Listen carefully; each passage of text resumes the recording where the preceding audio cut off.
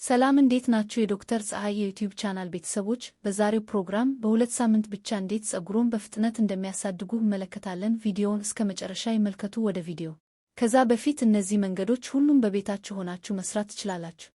የመጀመሪያው መንገድ የቀይ ሽንኩርት ውህድ ሲሆን አዘገጃጀቱም የቀይ ሽንኩርት ከ2 እስከ 4 በመላጥ አጥቦ በመፍጫ ደቀቅ አርጎ መፍጨት። በመቀጠል በወንፊት ትንሽ ውሃ እያደረጋችሁ በደንብ ማንጠፍጠፍ። ከዛም የሮዝመሪ ዘይት ወይም የተፈጨ የሮዝመሪ ቅጠልና 2 ማንኪያ የወይራ ዘይት ማድረግ አንድ ላይ በደንብ ማቀላቀል። በመቀጠል ፀጉራችሁ ስሩን በመቀባት በደንብ ማሸት። ከ10 እስከ 15 ደቂቃ በማቆየት በማንኛውም ሻምፖ መታጠብ።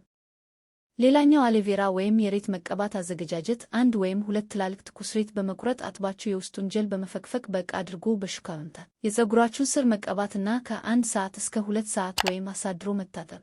ውድ የዶክተር ፀሐይ ቻናል ቤተሰቦች የዛሬው ቪዲዮ ይህንን ይመስላል። በቀጣይ ቪዲዮ እስከምንገናኝ ጤና ይስጥልኝ።